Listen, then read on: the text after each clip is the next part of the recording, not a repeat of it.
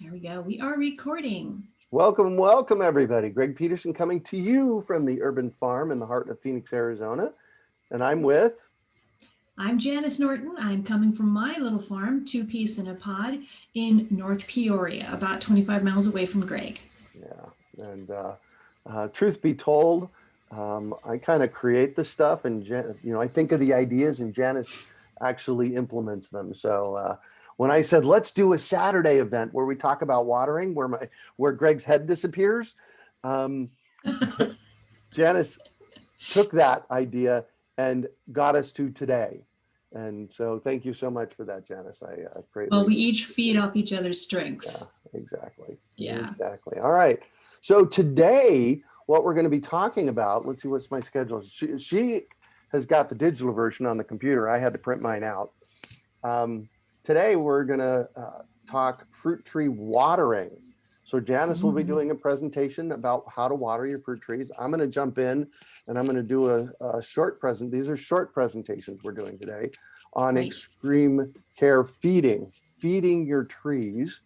Um, and then after that, we're going to bring in one of the creators of this line of products from High Creations, and they will be talking about. It's Anthony. He's going to. This is a pre-recorded video that we have of him talking about foliar feeding and the importance of foliar feeding. And I noticed that Robbie has um, a question Great. in here that I can't answer in the Q&A. We're going to have to reach out to Anthony on that one. And then once we're done with those three pieces, which is watering and fertilizing and foliar fertilizing your trees, we're going to jump in, and for about 5 minutes, we're going to talk about the different supplies that we have available that you can get and either have shipped to you or pick up if it's more bulky. And we'll be open next Saturday, April 10th. 10th. April 10th at our general store for you to come and pick up the supplies. Then we're going to wrap that up, and then we're going to jump into drip tape. Oh my gosh, what's drip tape? And this is going to be a short segment on drip tape because we have an online drip tape class coming up. Do we not, Janice? Mhm. Yes, we do. I'll get a date for you in a minute. Okay. And I don't think we have a sign up page for that yet, do we? Not yet. Yeah. Okay, cool. So We just this will. decided last night. Come on, get with it, girl. Wow.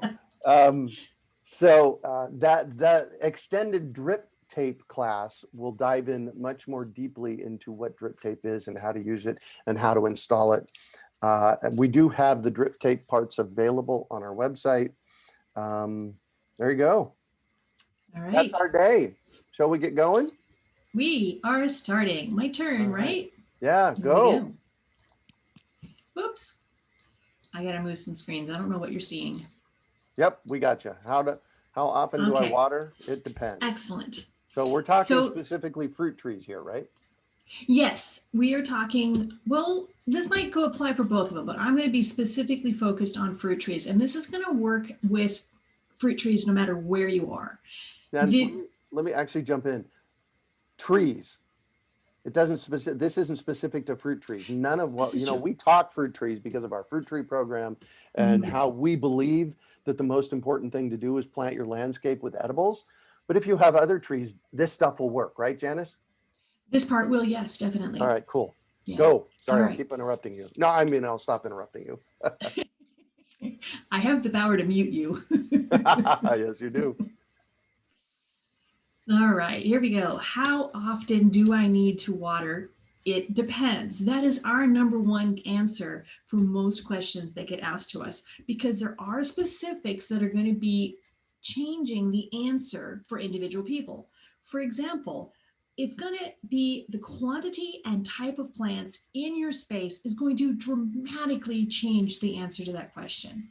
Also, what kind of soil you might have. If you have sandy soil, if you have clay soil, if you have rocky soil. If you're like me and you have a hard caliche layer, which is a natural form of calcium concrete layer underneath your soil, that'll change what you do. And of course, weather and climate. Greg and I happen to live in Phoenix, so we run with a little bit higher temperatures than others, but your weather, your climate is going to affect your answer. So when you're watering your fruit trees or any other trees, one of the most important, most beneficial things you can do is focus on deep watering. Deep watering provides deeper, stronger roots. If you have a tree that's in a grass lawn and you are watering that grass 2, 3, 4 times a week, your roots are going to be very shallow. It's not going to be good for your tree. Your tree is going to be probably drowning in that top layer because it is getting water constantly and it doesn't have a chance to dry out. What we are recommending for all of your trees is deep watering on a more extended basis. By doing that, you're going to give sufficient water to last for those longer cycles. It'll be less frequent watering because the water is going to be going down lower.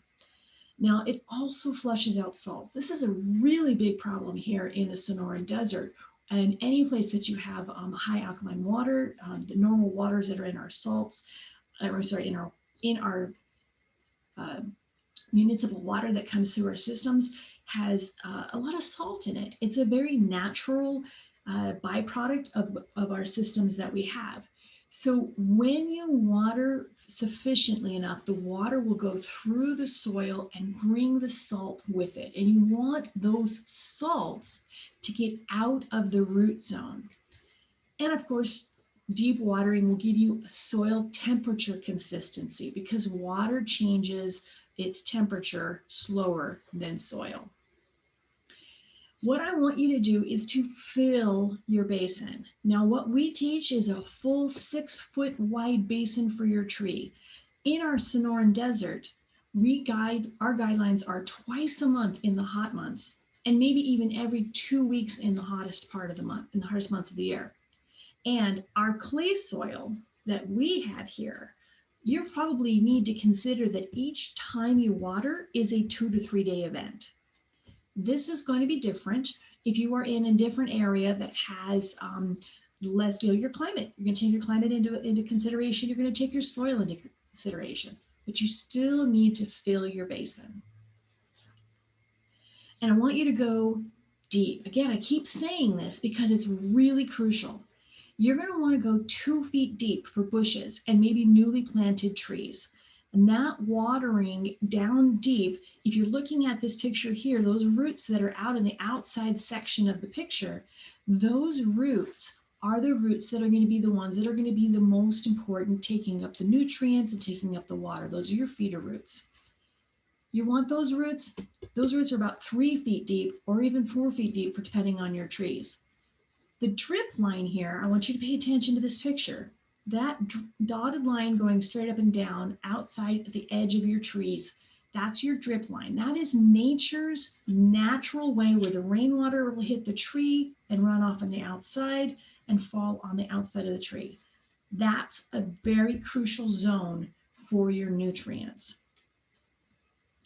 So how much and when to water? Well, we've got 2 tools that we like to recommend that you're going to use to make those determinations, the moisture meter and the soil probe. So how to know when to water?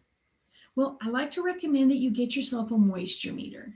They have different types of and styles that are out there, but a single probe one that is a rod about 6 to 8 inches. It'll have a numbered dial or scale on the top. And you're going to use this between waterings to see if the soil is ready. Now, some of these are straight up and down. Some of them will have an angle.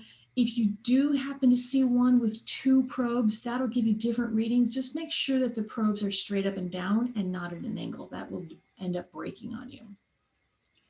Now, when you use a moisture meter, you're going to look at the reading. You're going to use it in between your waterings to determine the top of your soil if it's ready.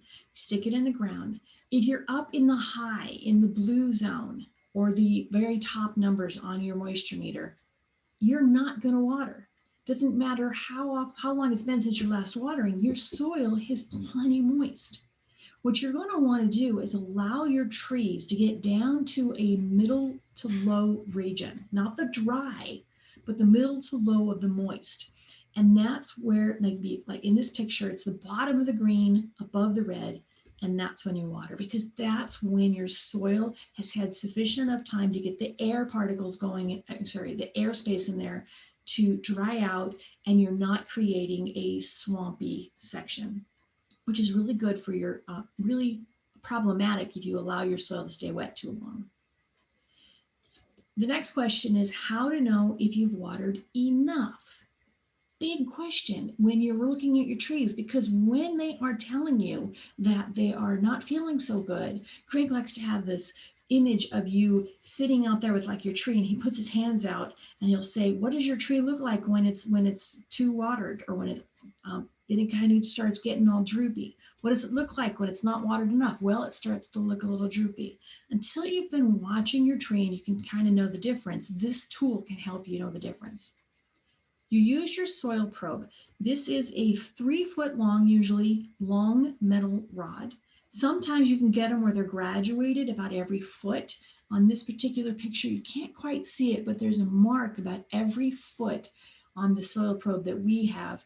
And so you can tell where's 1 foot, 2 foot, 3 feet. And you're going to use this soil probe the day after watering. You don't use it any other time, 2 days after watering. You're going to place that tip just inside the drip line. You don't want to get too close to the tree, and it's not going to do you any good if you're too far out. So maybe about 3-4 inches inside the drip line. Put that point in the soil and lean in it. Lean into the handle. If it goes in gently into the soil, it's only going to go down as far as the soil is moist. And that's going to help you determine the water depth in your soil. Of course, you're going to want to avoid irrigation lines and large roots and stuff, so make sure you know where things are in your yard. Now, when you do this, you should be able to determine whether or not your last watering got your soil watered down 1 foot, 2 foot, 3 feet. Unless you happen to be like my yard where you have a caliche layer, then you have to make sure you know where you strategically place your tips so you can see how far it's going down. And this will give you the tools to identify when to water and if you've watered enough. You ready, Greg? So that is our soil probe and our moisture meter. Yeah, sorry about that. I was sending some emails out to a couple of people that didn't get the right link. So hopefully I'm glad that's you were all. able to do that. Yeah, right. Yeah, when Janice or I aren't talking, man, we're working in the background, interacting with y'all to make sure that this works for everybody. So, all right, cool. Thank you for that, Janice. Thank you. What are we talking about next? I guess we're talking about You get to extreme talk tree care about fertilizing. fertilizing. All right, so let's see here. Microsoft PowerPoint fertilizing.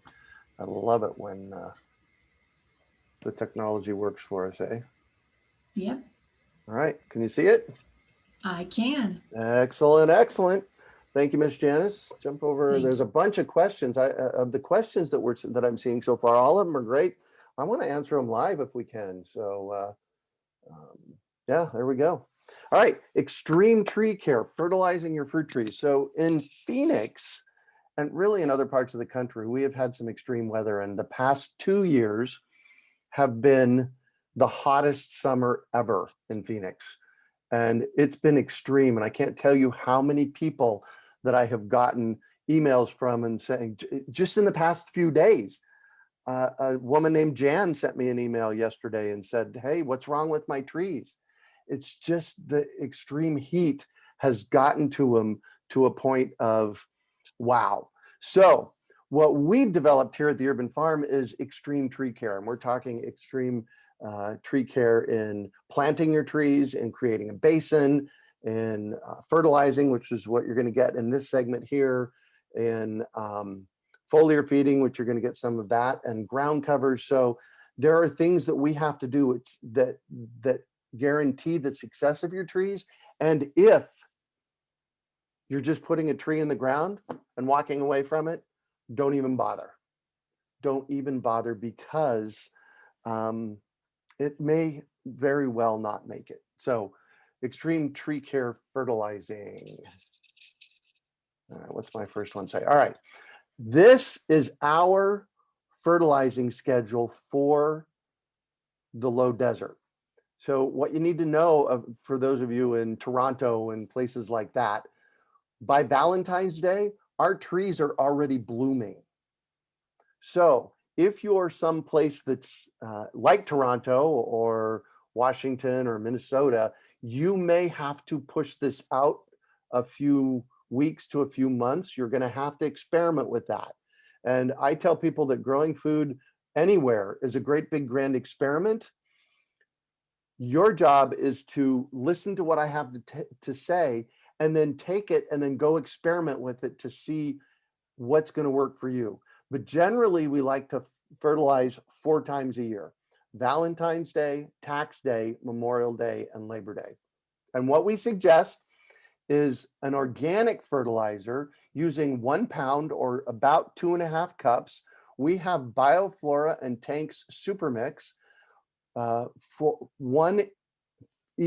each inch of diameter trunk. So what that looks like is this.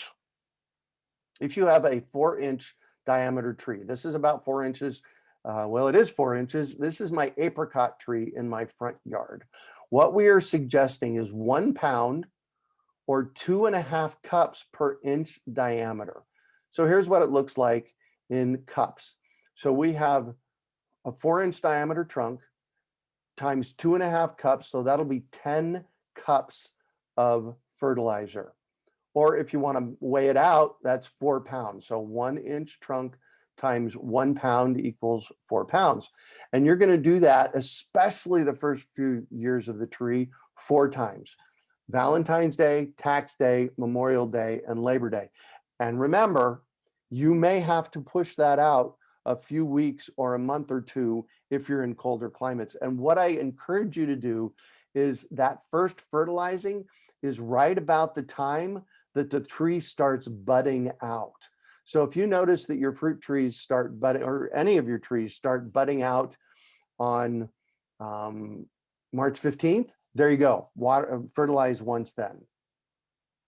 All right. Here is a trick.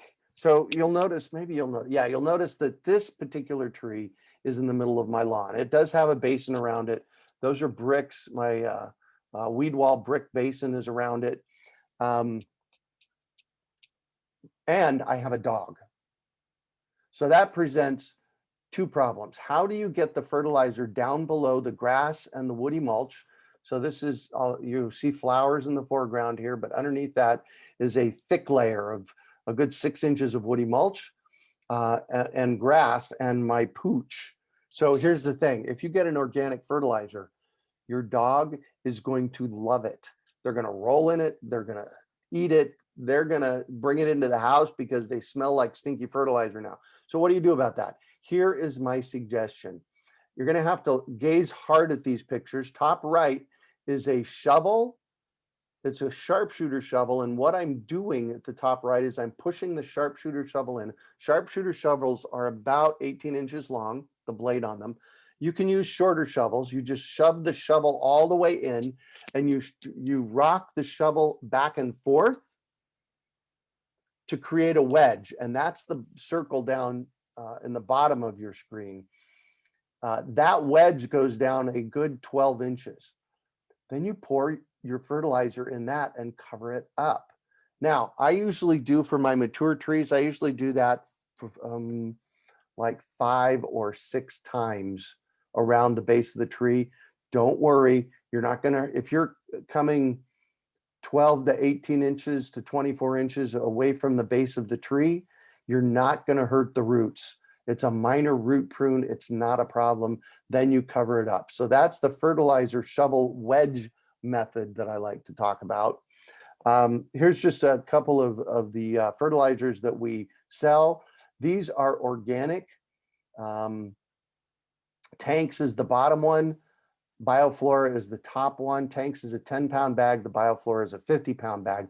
Why order and use organic only fertilizer?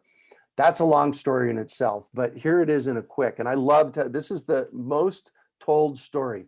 So If you've already heard this, don't tune out, because I need for you to be able to teach this to your kids and your neighbors, because what I'm about ready to tell you is the single most important thing to know about growing healthy anything, and that's building healthy soil.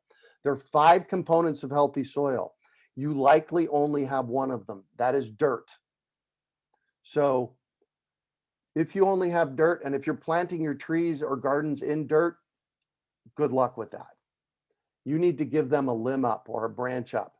And so the 5 components are dirt, airspace, so the soil has to be fluffy, organic matter, water, and everything that's alive in the soil. So I have whole classes on that. If you're interested in diving in deeper, go to healthysoilhacked.com, and there's a whole series of information on creating healthy soil. But going back to the organic fertilizer piece, remember I said part number 5, everything that's alive in the soil. When we're using chemicals on our trees and our gardens, those chemicals negatively impact the health of the soil. You only want to use organic stuff in your garden to build the healthy stamina of your soil. That's why we use organic and organic only. So those are the 2 foliar or the 2 fertilizers we have available. If you're not here in Phoenix, find yourself a good organic fertilizer. And then here's our foliar. You're going to get a whole 20 minutes about foliar feeding and how to do it here in a little while. But these are the brands. This is the brand that we carry. We have a cool deal in our shopping cart, and we can actually ship this. If you buy all 4 of them, we give you heart for free, and we'll have a schedule on what to do that with that. And foliar feeding, let's see here. Oh yeah, foliar feeding. There we go. Foliar feeding is about spraying on the leaves and branches. Now, granted, this is a tomato plant and not a tree, and this is a long and arduous way to spray them, which you can do if you have a few. But what we have done is we have created this gadget. I have a copy of it right here. This is our, oh, I grabbed the green one. So it's showing through the green screen. This is the foliar feeder modification kit that we have created. Thank you, Glenn. Glenn is one of our tree guys, and he is amazing. And he brought this one to show us. Basically, what we're doing is we're replacing this with the hand sprayer part on a pump up jug. And it makes your job a whole lot easier. You can distribute, this is a 2-gallon one, and you can distribute this in about 5 minutes on your tree. So that makes your job a whole lot easier. There's the foliars again. One thing I want to show you, this is our Urban Farms nutrition schedule, and it talks about granular fertilizing and foliar fertilizing. For those of you that buy stuff from us out of our shopping cart, you have access to this in your member area. And so it talks about winter. Now for us, winter is December, January, and February. For you, winter might be October, November, December, January, February, and March. You're going to have to adjust a little bit if you're not in the Phoenix area. But this is the this half of the year. This is the other half of the year. It tells you exactly what to foliar fertilize with over the course of the year. So we're taking the guesswork out for you. All right, one more thing, actually. Dina says, this foliar feed is the bomb. Awesome stuff. Thank you. Remember, if you're putting your questions, please put questions in the Q&A. T says, foliar fertilizer plus sprayer works well. You should see how healthy the citrus are already in Phoenix. Awesome, T. Thank you. So cowpeas. Cowpeas is a ground cover, and right there you see the shoulder down picture of Raymond, Janice's friend, and he is standing in Janice's desert backyard. Yes, it is a desert backyard. You can go to, and Janice, why don't you put the articles that you wrote about how you created your backyard in the link so that people can see it. But this is Janice's desert backyard, and this is cowpeas and sweet potatoes. Cowpeas are a ground cover for shade. They do particularly well in the heat. If you don't have cowpeas in your area, it's colder area, find out what kind of ground cover that you can use. We include cowpeas in every local tree order if you want them, but they're fixing nitrogen and shading the ground. And you should always, always, always, always, always have your ground covered. Whether you're in Minnesota or Toronto or Seattle or Phoenix, it's always a great idea to have some kind of ground cover. Now, specifically in the Phoenix area, or the low desert, let's say the low desert, which can include Southern California and Nevada and parts of Utah and Colorado and New Mexico. It's really, really important for another reason, and that is shading the ground. I found this thanks to our buddy Ryan and Janice's prompting. I bought one of those temperature meters that you point at the ground. I discovered this in August, about 4 years ago, 140 degrees at ground level, 120 degrees, 6 inches down without shade. Basically what we're doing is we're shading the ground. And in this case, those are sweet potatoes. We're growing food. So having some kind of green ground cover is extra, extra, extra important. This is our ultimate goal: fruit off of your trees. The top bucket is one of our customers that came to us a few years ago, bought some trees, and a few years later sent me that. They were so excited they actually had peaches. The bottom picture is my countertop. Yes, I have a 1950s countertop still in my kitchen. And those are mid-pride peaches. I know this because those are apples, and apples and mid-pride peaches ripen at the same time. So there we go. Miss Janice, how we doing? I was typing away. I wanted to say that, we talk about how important the green cover is and the mulch is here in the desert, but it's also important in other areas Oh because yeah, that is going to protect the soil underneath your trees. hold the moisture in, build the soil health. Yes. 5 components of a healthy soil: dirt, airspace, water, organic matter, and everything that's alive in the soil. If you have a green ground cover, it's going to help build the health of your soil and shade it and hold the water in. It's just having a green ground cover is a very important thing. So, I'm in yes, trouble because I'm that, starting to have dreams where I'm teaching the 5 components of a healthy soil. yes, that's what I want everybody. Let's see, there's 203 people on this call right now. That's what I want everybody to learn and teach. I can't do this alone. In 1991, I created myself to be the person on the planet responsible for transforming our global food system. I don't want to do it alone. I can't do it alone. We need an army. Probably not the best word to use, but we need millions of people out there learning this stuff and teaching it. Teach it, teach it, teach it. Yes. Okay, cool. So I'm not passionate about this, by the way. No. Yes, Beverly wants to know if he can watch it later. Yes, we are recording this. It will go on YouTube, and it'll go in your member area for the fruit tree program. We're going to talk about foliar feeding next. We are. I just have to figure out how to get to it. Well, while you're right. talking about how to get to that, I'm just really excited to talk to everyone about the stuff you're learning today. One of the things that can help you the most in implementing this in your own space is explain it to somebody else. Take what you're learning today and go tell it to somebody else. The more you share Absolutely. it, the more it's going to sink in and it's going to make more sense. Hey, Janice, I got some really exciting news. What's that? The question from Robbie about foliar feed. Oh, I saw you already texted the boys and you got an answer. I sent it to Derek's and Anthony over at High Creations, and we have an answer for you. We'll get to that in the Q&A section here in just a little while. Nice.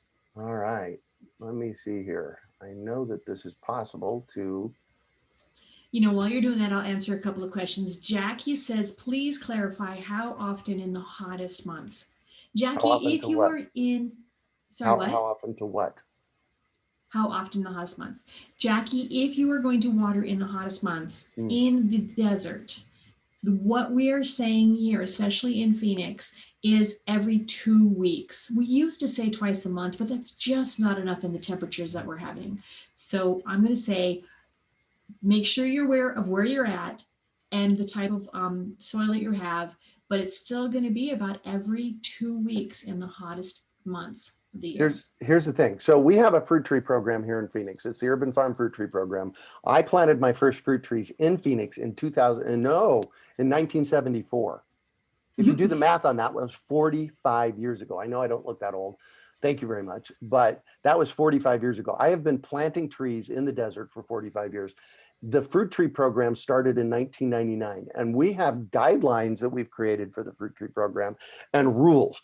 And our biggest rule for the fruit tree program is put a 6-foot diameter basin with 6 inches of woody mulch around every single tree. And that's minimum.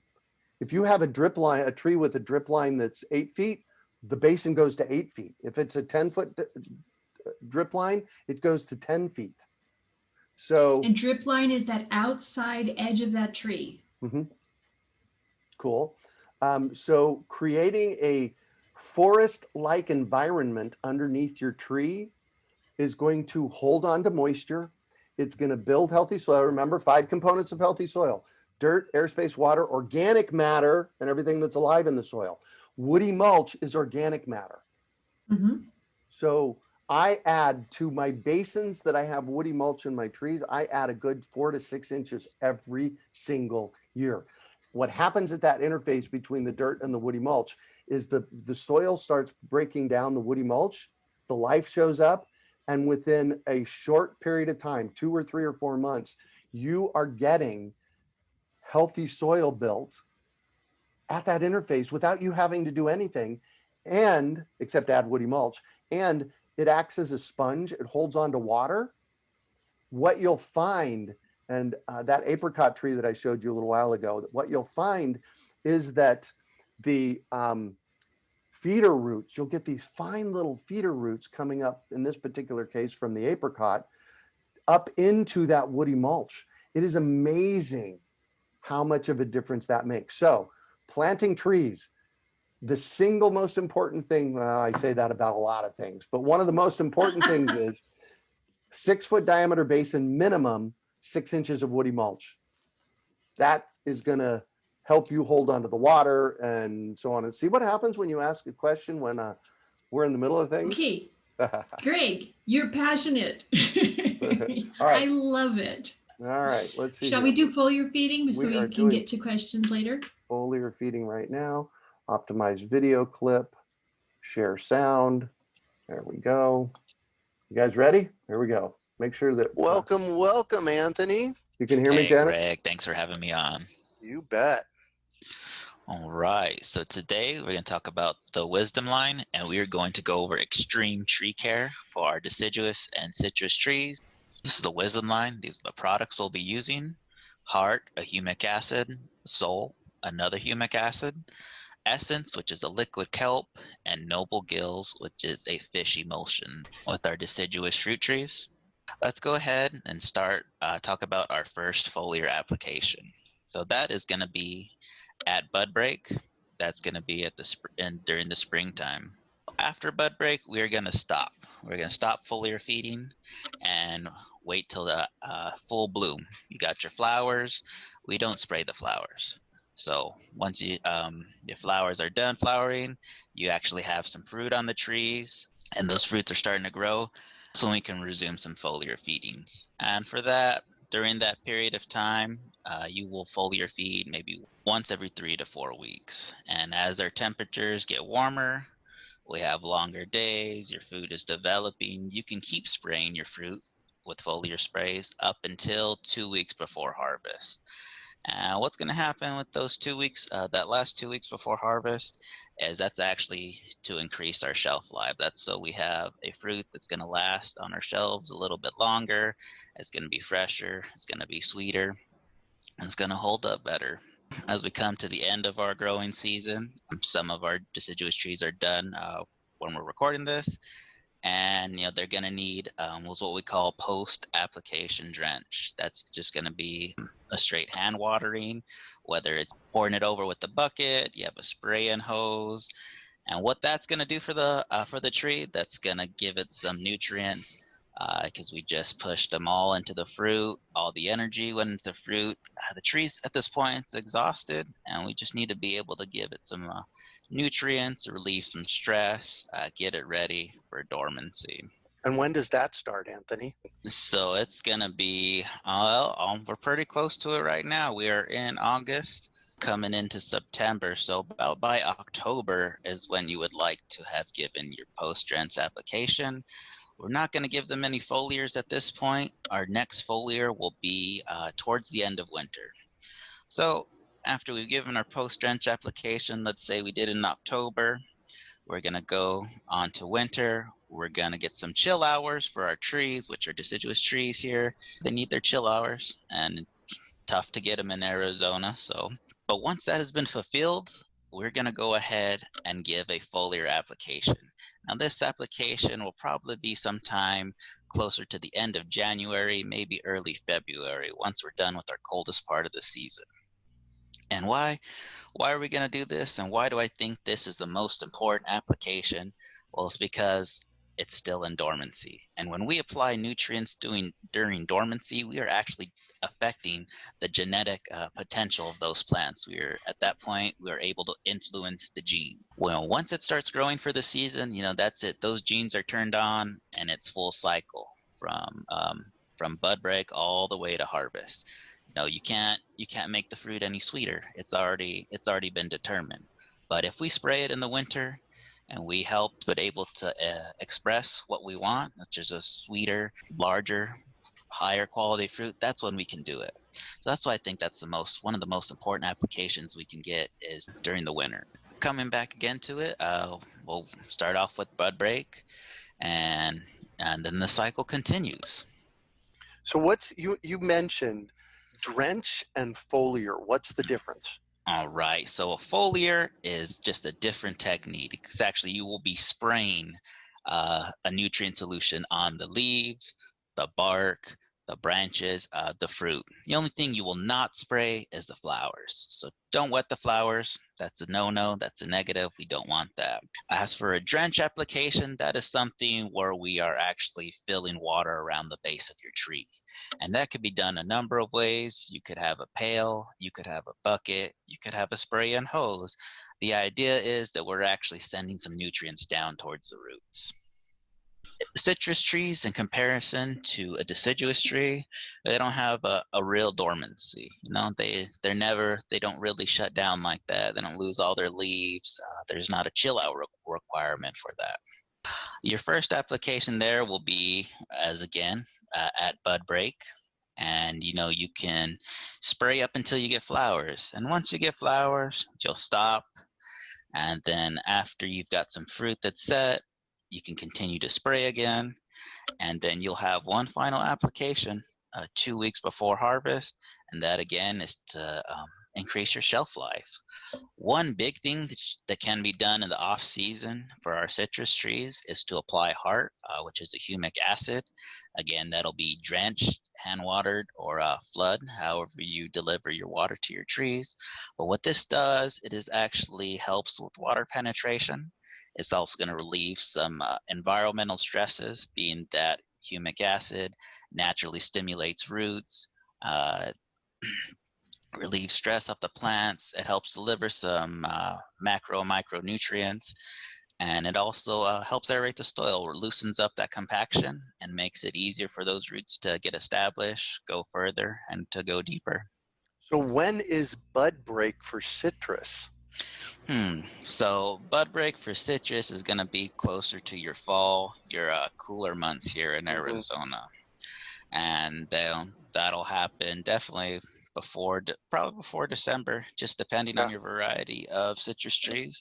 I Yeah, and know we got a lot of them. You have a great guide for harvesting the citrus trees, and I just would follow that to know if you want whatever your variety is. You can line it up and just think, you know, 30 to 40 days before they actually start growing. You know, a little bit of foliar application will go a long way, and I'm saying this to our customers, to anyone who's ever used it. I feel like sometimes we just don't follow the directions. You know, we don't follow the label, and we put too much. Right here is not the case. Less is more. Another thing we've mentioned earlier is we do not spray the flowers. We don't want to spray the flowers. We have to let them be. Another thing to keep in mind, you don't want to foliar spray more than 2 times per month. 1 to 2 times a month is absolutely the most you'll ever need. You don't have to go more than that. So I feel it's a very effective, very cost-effective way to deliver your nutrients. And again, do not spray during freezing temperatures. That's just, you know, we don't get those very often in Arizona, but we've saw some this past season. And so we had a couple customers hold back just because of where they were located, especially if you're in more of a rural area. You might get colder nights. Colder nights is definitely more common. Mm-hmm. Little quick note about grapes and vines. This is about the only real difference we're going to notice, but is do not spray after veraison. And veraison takes place anywhere from 40 to 50 days after fruit set. As when the grapes become softer, the sugars start to mature and ripen, and those grapes fill in. They get bigger, they get sweeter. Do not spray during that.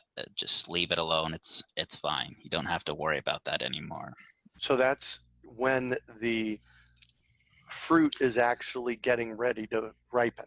Right. That's correct. Correct. The skin That's a will new get word. softer. I've never heard that word before. Yes, I had some trouble spelling. I had to look it up, but Nice. but I definitely understand it now. And then this applies specifically to deciduous trees. That winter application, like I said, it's very important.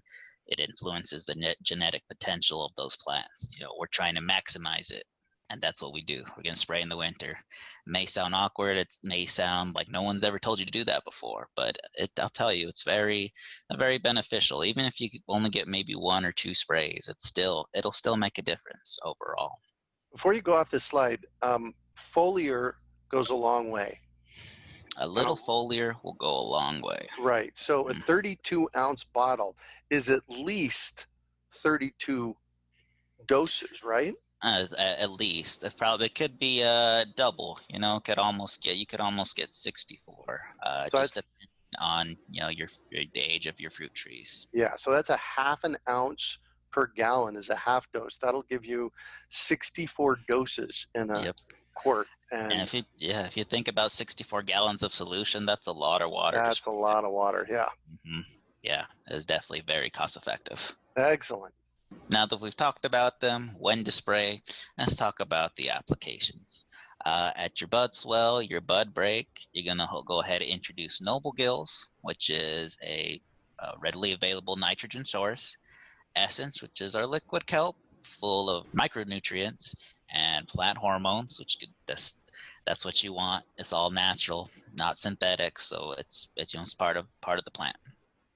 And Sol, which is another humic acid. We're just going to stick to that.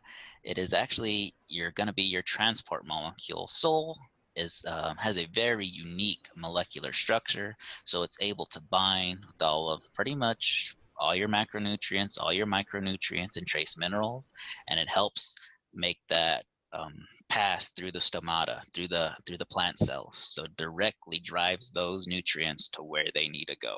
So you've had your bud break, your bud swell, you stop foliar feeding, and you blossom.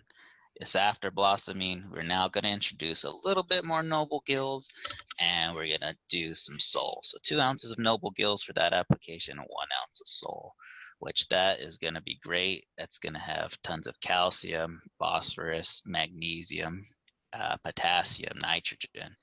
Perfect. Everything you need to finish growing those plants. And right here, as we said, that final harvest 2 weeks before, no, the final application 2 weeks before harvest, that's Sol and Essence. And really the key player here is Essence, with those plant hormones in there. That's going to help stabilize that plant. It's going to help that shelf life. It's going to increase the amount of time you can have it out on your shelves, in your pantries. It's going to last a little bit longer. It's also helps push in those last little bit of sugars that we're trying to get into the fruit, And it's all plant hormones for the most part that do that. That's their role in all this. If you see on the bottom right there, for a pre-treatment, right before you plant your trees, we're going to use some HARP. And you can do that a few different ways. You can drench the hole. You could spray the hole.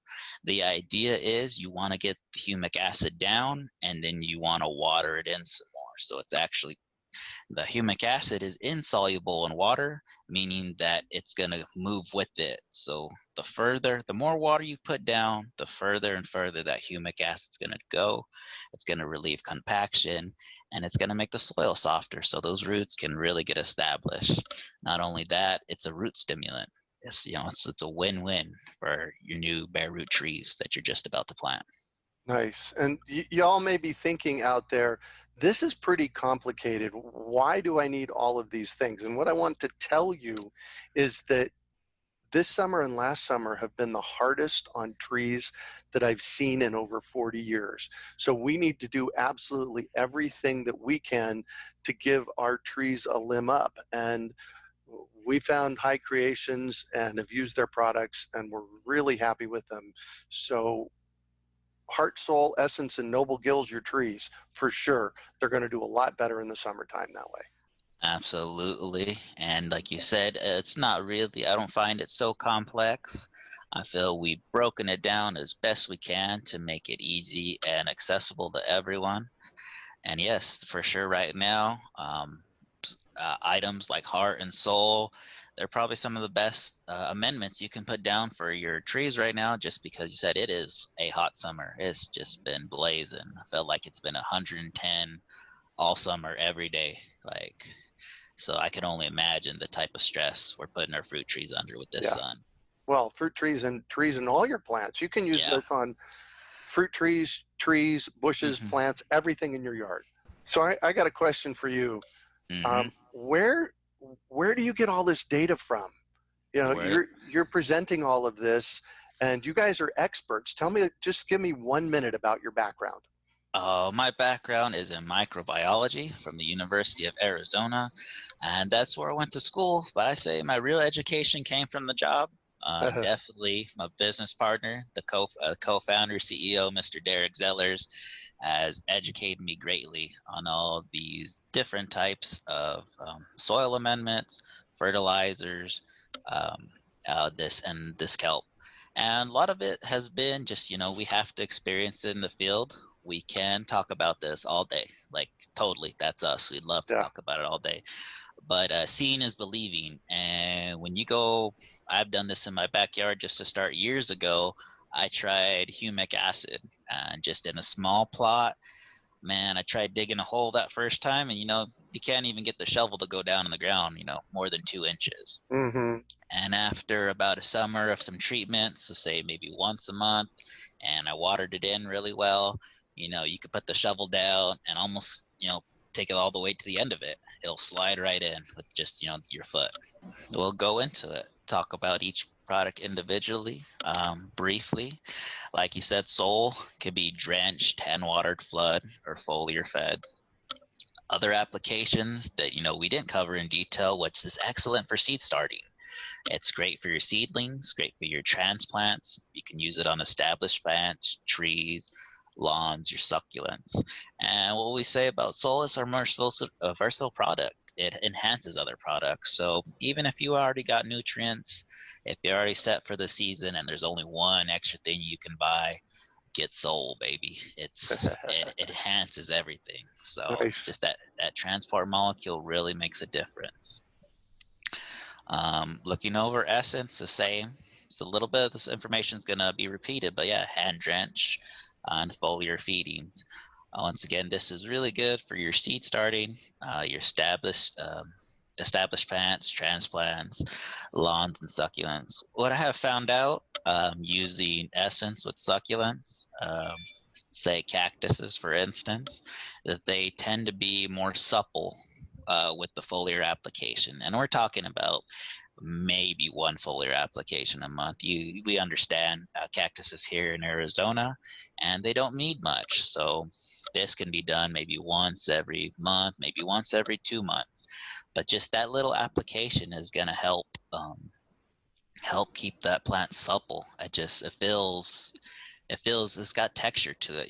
When you go touch it, it's not all dry and thin. It's full of water. And just a little bit about Essence, we do have to be, your life cycle awareness, your timing specific, like we said with rapes. After veraison, you can't spray it anymore. So just be aware of where you're at with your tree the life cycle of your tree. Just be aware of that before using it. Noble gills. Noble gills are fertilizer. It's perfect. A little a little trick I like to use. I do a half strength application on my transplants, and that is it really sets them up for success. And also for our younger trees, and when I say younger trees, we're saying like under 5 years old. That's perfect for all the new growth that's going to put on. Some of those young leaves where they really need that nitrogen, they really need that calcium. It's perfect for them. Also, it's great in the garden. Your leafy greens, fall's coming up here real soon, and I will be using noble gills to feed my spinach and lettuce. And then last but not least, we've got heart. And yes, heart can be hand watered. It could also be foliar fed. The thing is, what I want to stress this a little more is just that pre-treatment. Before you plant the trees, we do have a lot of compact clay soils here, alkaline soil. And what the heart is going to do is going to help loosen it up so those roots can get established. And particularly, I feel heart can be used all year round, not just with fruit trees. It can be anything, your lawns, your backyards. If you got cattle, you got horses, and you flood that area, it works great because you have horses stomping on it all day, and it gets compacted. And this heart reverses that. We got with the Urban Farm Fruit Tree Program. You got a little special here. Yeah, you guys rock. When we said we want to do something special with your products, you came to us with a great deal. So tell people about this. All right, it's buy 3 get 1 free, and pretty much you'll be getting the whole complete wisdom line. You can, as we just saw, we can go through it every step of the plant's life cycle, and it's more than just the tree. It's seed, crops, everything. And they all work in conjunction with each other. That's the best part about it, is that you don't have to make a choice whether you just want one or two. You get them all. And I think when you have them all, that synergy, it just works really well to produce a really healthy fruit tree. Nice. So the way this works is you buy Soul Essence and Noble Gills, and you get heart for free. So you buy that in the bundle. So you're actually getting all 4 of them in this bundle. That's a good deal. I'm telling you. I don't even give these away for free on my website. So this is where it's at. Awesome. Thank you. So in a nutshell, why should people be foliar feeding and drenching? Foliar feeding is an excellent technique to deliver nutrients to your plants. It is about 6 to 7 times more effective than the roots. That's why you only need such small amounts. And I want to say it's not a lot of work for the results you're going to get. We're driving micronutrients straight into your fruit, and that's going to be able to let that plant produce at optimum levels.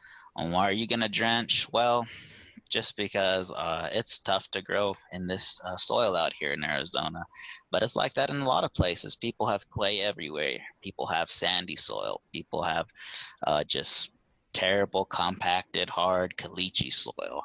And that's where heart comes in. Heart can loosen it all up. It adds organic matter for your sandy soils, building up those soil aggregates.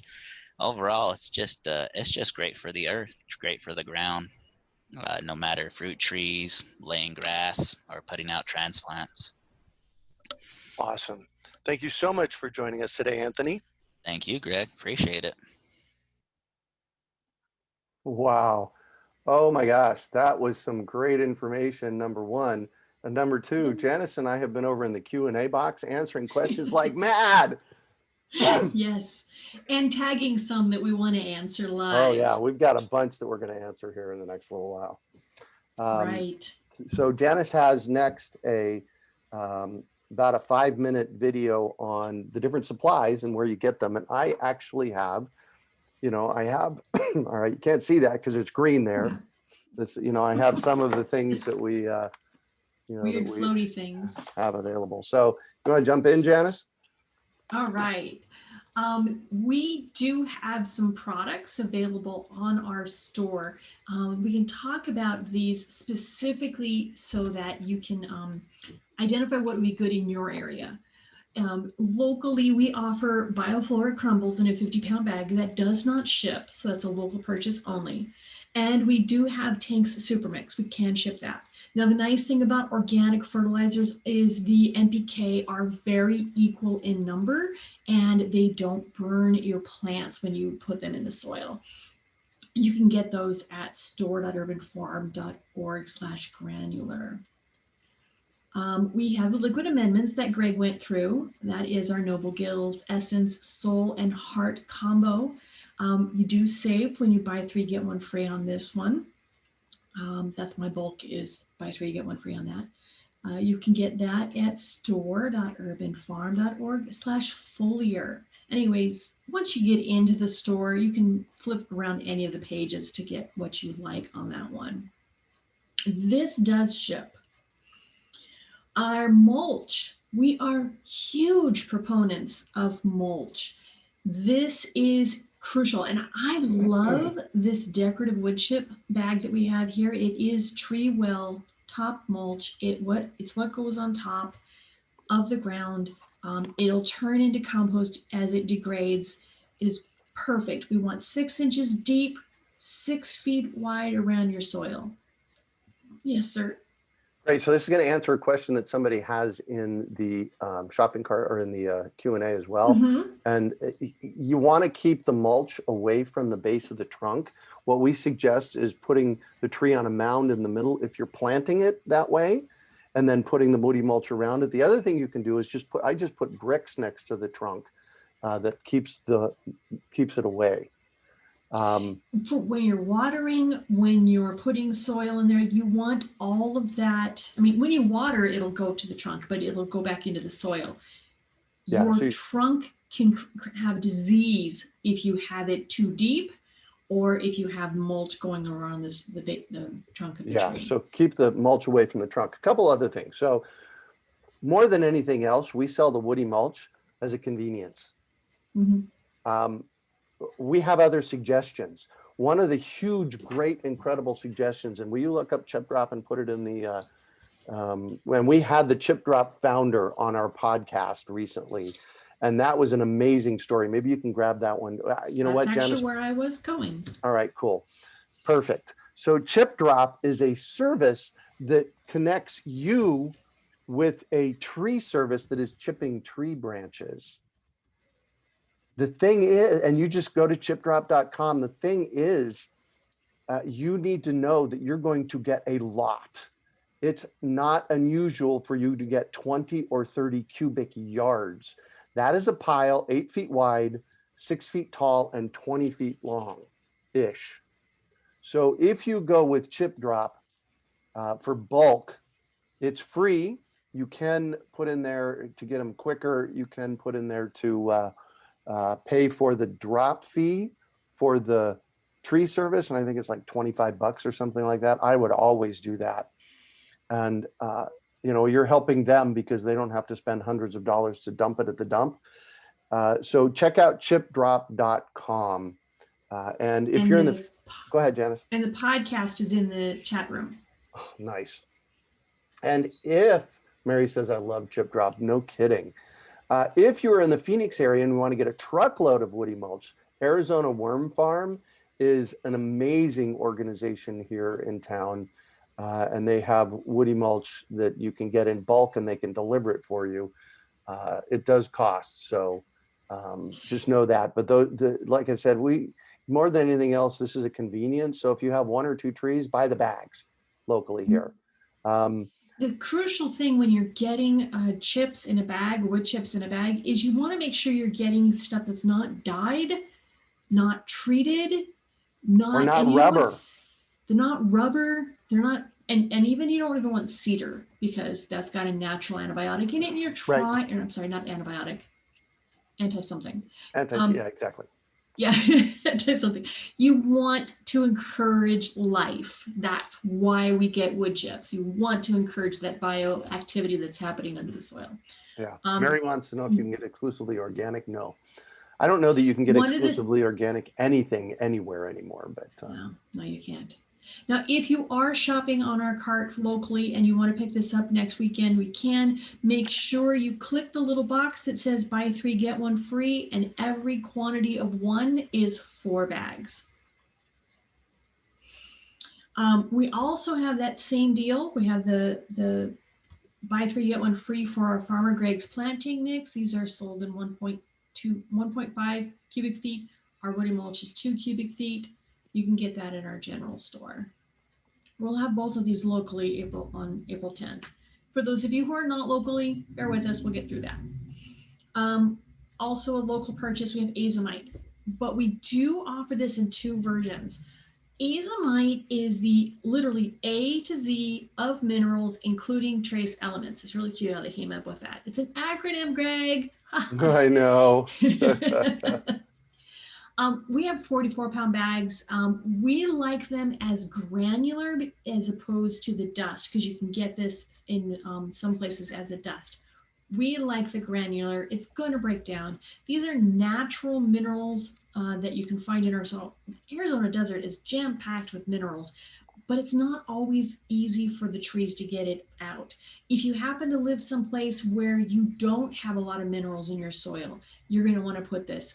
Azomite is excellent to put in your vegetable garden because, or anything that you would find out there like this where you have your minerals, you need those elements for your vegetables to take up, for your fruit to take up, so that when you're eating these vegetables and fruits on your table, or you put them on your table for eating, that they have those nutrients for you. This is one of the places that they get them.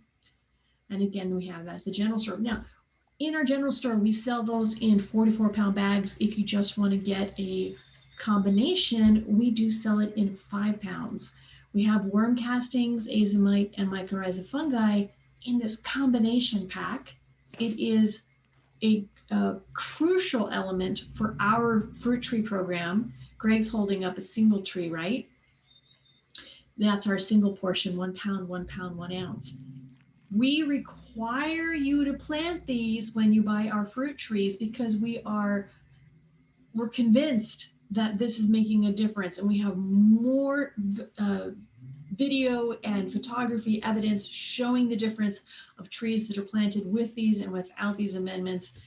We are not going back on that. We are convinced that being able to plant with a healthy ecosystem of minerals, of worm castings, of mycorrhiza fungi really help your plants. You can use this for fruit trees or vegetables. That's what I got, Greg. And all of these can be found at store.urbanfarm.org. Nice. All right. I was just pulling up our next video. So that is an hour and 8-minute long dose of fruit trees fertilizing and watering. And we wanted to definitely jump in and give you a little bit on drip tape. Drip tape is this really cool lay flat tape that is used by farmers, and yeah, it's my favorite. If you are watering gardens, drip tape is the way to go. We're going to give you a small snippet of what drip tape is right now. We've got a 6-minute video with my buddy Jake Mace. We're going to go ahead and play that. And I think it's the last Wednesday of this month. We're going to do a full-on hour-and-a-half long drip tape installation dive deep into it. So That's April 28th. We've got a class planned, 5 p.m. AZ Pacific. We'll Cool. go ahead and get that on our calendar shortly. all right, cool. Fantastic. And we'll get an email out about that. You can join us, and we'll have all kinds of amazing information on that. So here is no, not that. And stick around after this video. We're going to start answering more Oh, Q&A yeah. live. We have got 57 questions, and we're going to do our best to get through them as best as we can. So, Right. all right, here we go. Here's 6 minutes with Jake and Greg on drip tape.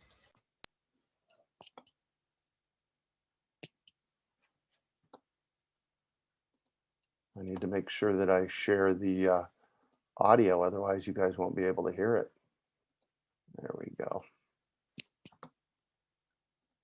Hey, it's Greg Peterson from the Urban Farm coming to you from Longevity Gardens with Jake Mace. Welcome, Jake. Welcome to my place. Actually, you should welcome me, exactly.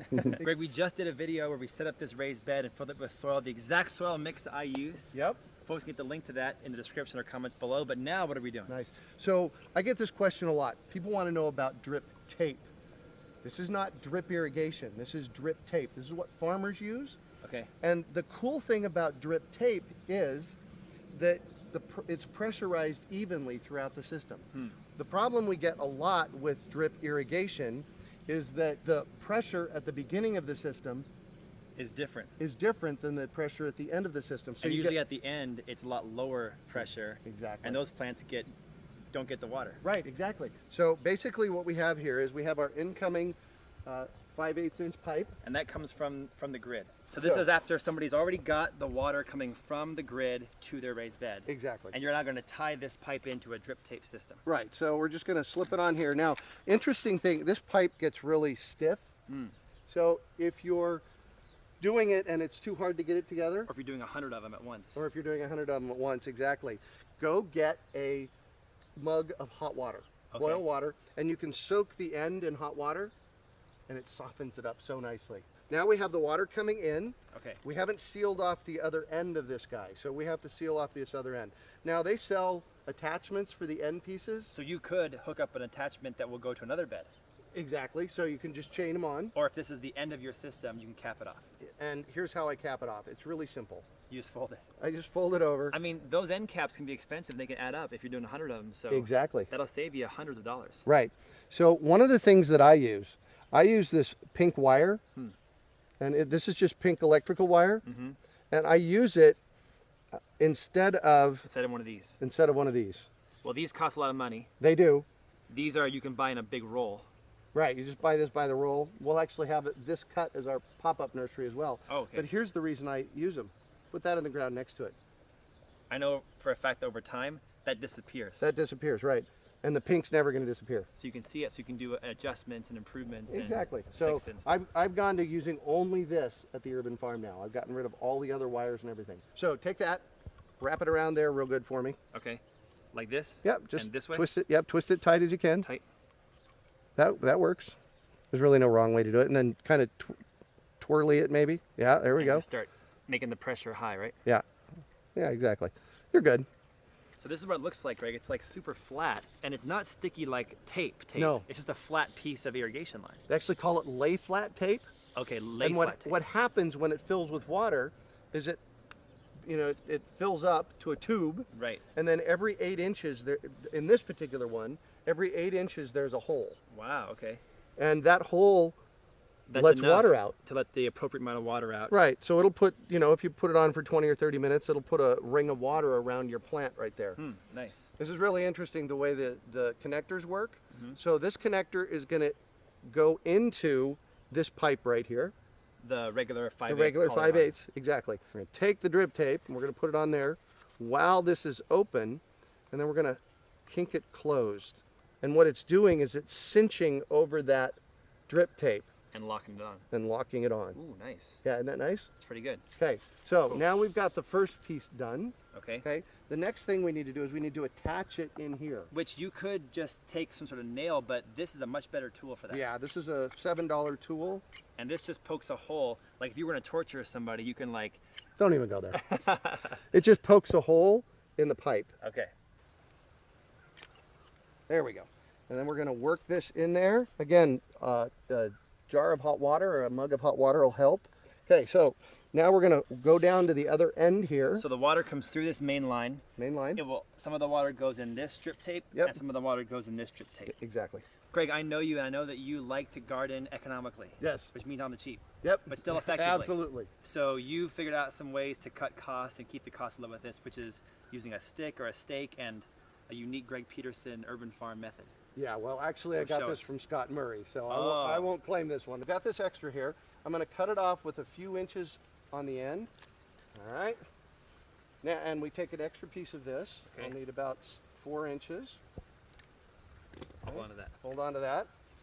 And all we're going to do is we're going to fold it once. We're going to fold it twice. You're going to open that up. And you're going to slide it over the end here. So it just, you folded this part, now it just stuffs in there to keep it folded, Yep. basically. There you go. Me, You just slide it on. Oh, that's cool. So that's Yeah. like totally like rustic, you know, There you go. that's like an everyman's way of doing it, you know? Yeah. Yeah, exactly. And now no water will get through there. Right. Yeah, so grab the stake now. All right, you're going to put the stake in the ground. And then what we're going to do is we're going to lash this and lash this With these guys. with those guys. So go ahead and... I'll do this one, you do that one. How All about right, cool. that? And we just fold this up and just Yep. tie it around like There this, you go, right? just like that.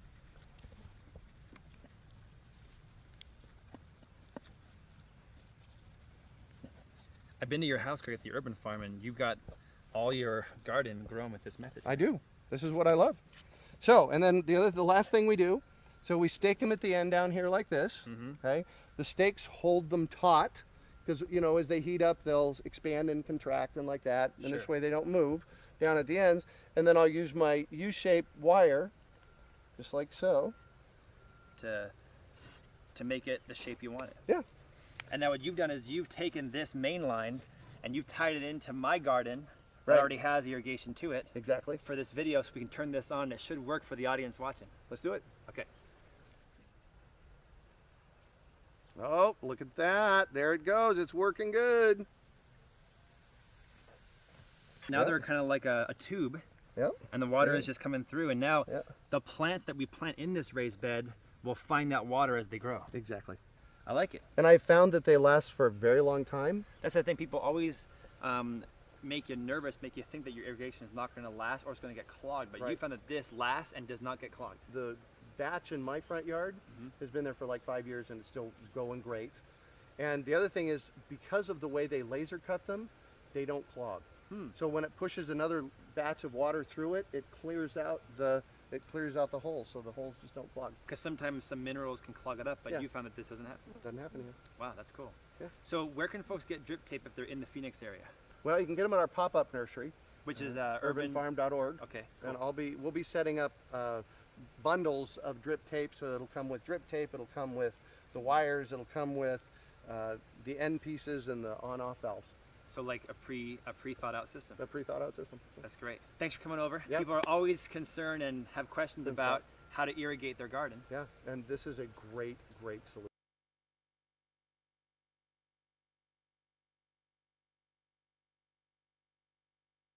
Well, there you go. All righty. So like I said earlier, we are going to have a extended class. I wrote a PowerPoint on the drip tape and how to use it. So we'll have an extended class coming up toward the end of the month, and you will get if you're in this class, I'll make sure you get an invitation to attend that one as well. Oh my gosh, my fingers are getting sore having to type all the answers to the questions, Janice. I'm having so much fun. They are great questions. Oh my gosh. Oh yeah, there's some incredible questions here. So let's just touch base really quickly. If you'd re-put the links for foliar feed, for granular feed, and for the general store in the chat box so that people know that they can get this stuff from us. If you're in the Phoenix area, our general store will be open next Saturday, April 10th. And you can actually come down and pick it up. You can also get it shipped if you're in Arizona. Anything that is shippable in our shopping cart, there's actually a tab, I think, In fact, can you drop that in there, Janice, the tab Mhm. for everything that we have that's shippable? And so thank you for those of you that support us through our shopping cart. It's part of what helps us pay the bills so that we can continue offering free education like this. And we do it often. So let's see here. Let me just, while I'm thinking about it, on a monthly basis, we do our seed chat on, is that the second Tuesday of the month? Third. No, I thought, okay. So I don't know when they are, but the seed chat is on a Tuesday. We have our newly planned fruit tree chat on a Tuesday. That's the second Tuesday. That's the second Tuesday. And you, for that one, to sign up for that one, you can go to fruittrees.org. It's on the front page. And then on maybe the fourth Tuesday of the month, we have our new garden chat that we're doing. All these are free to get people educated, because I believe the most important thing that we can be doing right now is figuring out where our food comes from and figuring out how to grow our own. And then we throw in things like today's event for you to be able to learn about watering and fertilizing and that kind of stuff. So, you know, put yourself on one of our email lists and you will get a lot of free gardening information. We are committed to that. So, Janice, I Yes. have a challenge for you. For me. We're going to see how many of these 57 questions we can get through Ooh, in the ready? next 10 minutes. So that Ready. means no story. We are going to answer the questions. All right. All right. And we're going to go. Matt asks, do we use the moisture meter at the drip line or closer in? What you're going to do is you're going to use your moisture meter in the soil about 3 to 4 inches in from your drip line, because that's where the soil is going to be changing the most. And that's also for your soil probes. Right. And Stacy also asked that same question. Mm-hmm. Great. Excellent. Okay, we answered Wendy, where you can get the fertilizer at urbanfarm.org/fertilizer. Jean Furfer asks, what is the nutrient value of our fertilizers? Basically, the Bioflora is 665 with 5% calcium, and the Tank's Supermix is 221. And nobody can see that, Greg. It's all green. Yeah, you guys can't see it because of my green screen, but that's the bag of it in 10 pounds. All right. Don wants to know if woody mulch attracts scorpions. It does not. You either have scorpions or you don't. You either have termites or you don't. And so having woody mulch there isn't going to attract either one of them, in my experience. Yeah. Bill says, in your first summer of a newly planted fruit tree, is that too soon for foliar feeding, and is organic granular as well? No, absolutely you can do foliar feeding and organic granular feeding anytime. What you're basically going to decide is the size of the caliber of the trunk of your tree or bush will help you decide how much. Yeah, now remember, the suggestion for the 1 pound or 2.5 cups is for a 665 fertilizer. Here's the thing. Usually any fertilizers that have those 3 numbers that are above 10,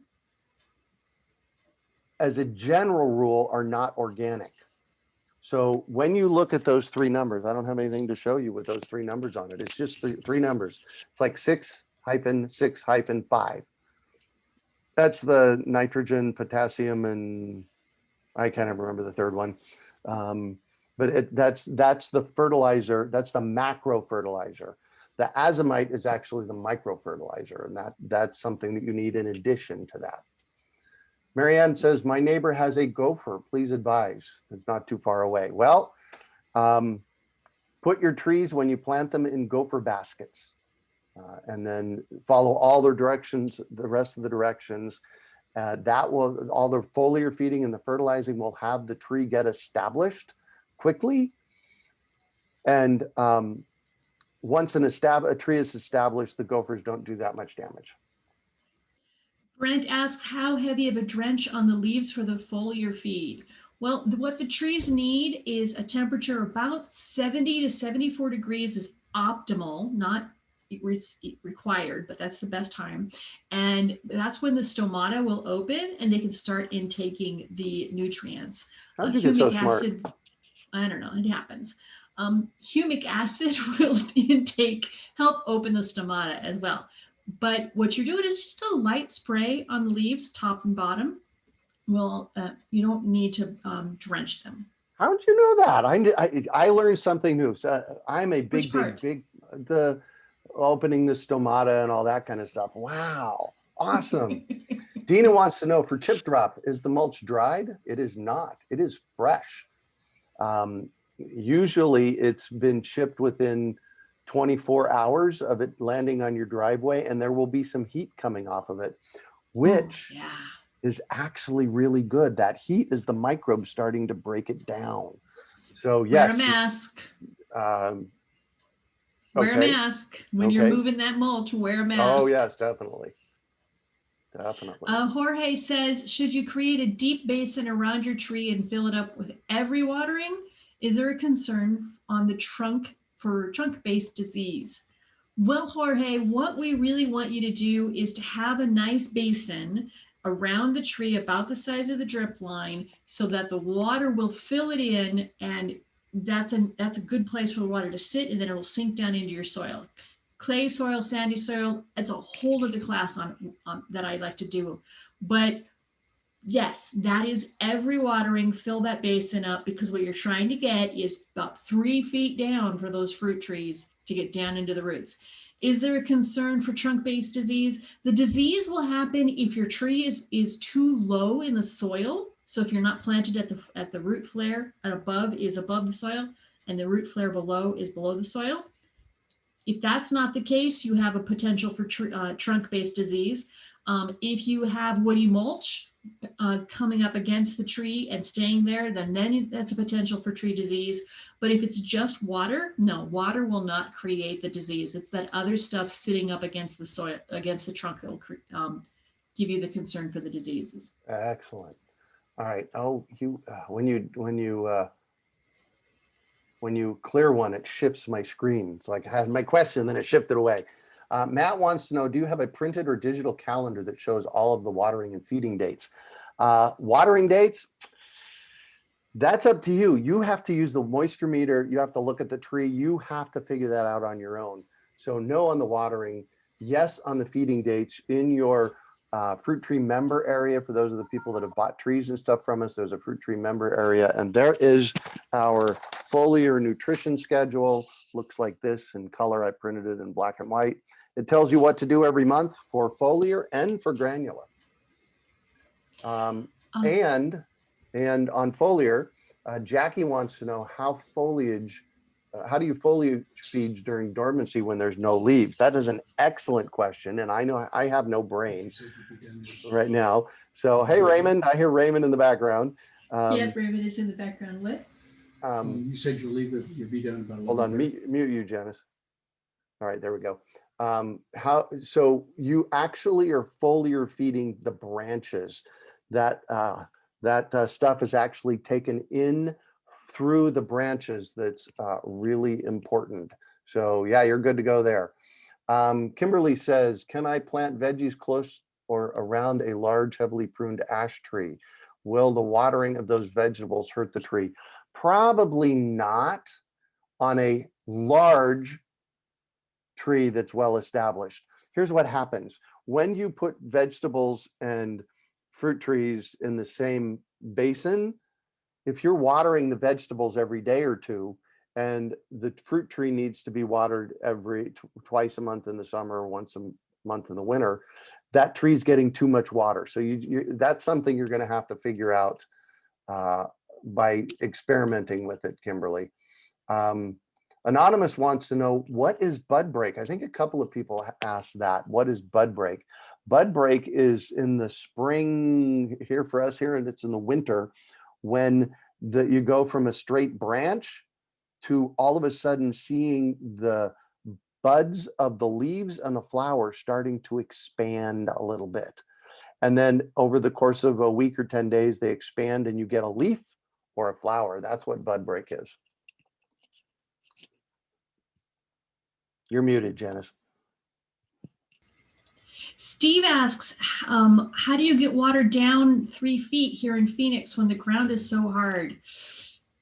Organic material introduced and added on top of your soil is going to change the type of soil that you have around your fruit trees. By keeping the compost, keeping the woody mulch, and continuing to put worm castings and stuff around your soil, that's going to change the makeup and water will start to go down. But if you have tricky clay soil, what you do is you water very slowly over a couple, 3 days. Steve, if you're still having trouble with that, come back to one of our other classes. I go specifics on soil makeup to make a difference on that. Yes, you fertilize berry bushes on the same schedule as the trees. Anything that's a bush or a tree, yes. But that was for Johanna. Patricia wants to know, where does the compost fit in? Is it fertilizer? It is not. It is organic matter. And what I do in my yard is I make compost by collecting from a restaurant here in town, their food waste and leaves from my neighbors. And I'll take the compost that I make and I add 2 to 3 inches on top of my garden beds once a year. So it's a soil amendment that goes on top. Right. Bridget says, do you use the water probe, the soil probe, in clay soil after day 1 of the watering event or day 2 or 3? Yes. If you have clay soil, when you're using a soil probe, it's going to take longer for that water to go through. So you're going to want to try it on day 1 and day 2 and day 3 until you know that you've got enough in there. And it may take 2, 3, 4 days for the water to go into the soil. Cool. Let's see here. Greg, you're going to have to clean some of these that I've answered that you clicked. All right, cool. Mort says the amount of fertilizer is dependent on the type of fertilizer. Correct. Yes, but it's also more dependent on the size caliber of your trunk. All right, let's see. Zoom user says, will cucumbers work as a ground cover? And Shannon says, what is the water requirements for the ground cover? I covered that a minute ago. And you have to make sure that whatever ground cover you're using directly under new trees, not 60-foot tall trees, but under your new trees and your smaller trees is on the same watering schedule as your tree. So cowpeas and sweet potatoes are on the same watering schedule as the trees here. So you're going to have to play with that a little bit. I usually don't put vegetables under fruit trees. Right.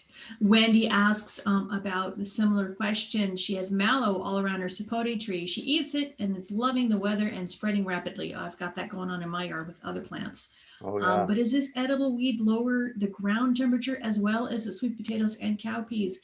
Absolutely. We said that at the same time. Right? Emphatically. Jinx. It's a function of the extra layers and the green. It just doesn't matter what you use as long as you have multiple layers to allow the sun longer and harder reach to your soil. Bashir wants to know, do you need green ground cover and mulch? Absolutely, especially in the desert. Especially in the desert. Oh my gosh, we're down to 40 questions, Janice. We're going for it. We're going for it. Let's see how far you get. You're going to have to, we've cleared some of these. You're going to do it. Bill says, can you talk about shade structure or not to shade newly planted fruit trees, assuming you have a 6-foot basin and watering as given? If you're in the desert. Well, it depends. So in order of newly planted trees, and this goes to Bashir's question too, if they just planted a tree, can something be done after the fact? So in order of importance, planting it right. And we have all kinds of classes on that. Putting a basin in place, that you can fix after the fact. And just this week, I filmed a video, which I should have out in the next week or two, on how to fix a tree that was planted incorrectly. So make sure, number one, make sure that the basin is in place. Number two, make sure that you are fertilizing per our schedule to make sure that the tree is getting the nutrients they need. Thing number three, make sure that you put the ground cover to shade the ground. And then from there, it depends how hot your microclimate is. If it's got gravel all around it, except for your basin and block walls, you're probably going to need to shade it. If it's a place like this in my picture or that Janice's picture, if you do the plant right basin ground cover, you probably don't need to shade the tree as well. So there you go. However, if you have a new tree that is going into the ground late and you have a hot climate, then yes, you're definitely going to give them some extra attention and shade for that first year to help them get through. Because if you think about it, it doesn't matter how big or how small that plant is. If the plant is already growing and you are transplanting it into a new place, it is going to have some varying level of transplant shock.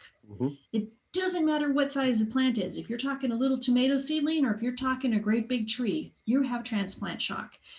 What we teach are ways to try and mitigate or lessen the shock so that your trees and your plants have the best chances to survive. Amen. And along those same lines, let's see here. Can you go over quickly watering for the summer? So here's the thing. I can't tell you, Janice can't tell you how much and how often to water. We can give you guidelines on how much and how often to water. But you have to watch the tree. You have to use the soil probe. You have to use the moisture meter. You have to watch the tree. If you're really tuned into the trees, you could probably get away with not using the soil probe and the moisture meter, but you have to pay attention to the trees and what the tree wants. What I suggest, my methodology does this. When you plant your trees in January, deciduous trees, watering them once a month, and citrus we usually plant in October here. You water them when you plant them, and then you water them once a month until it gets hot. Once it gets hot, which is here in the desert is usually around now-ish, over the next couple of weeks, we'll be getting hot here.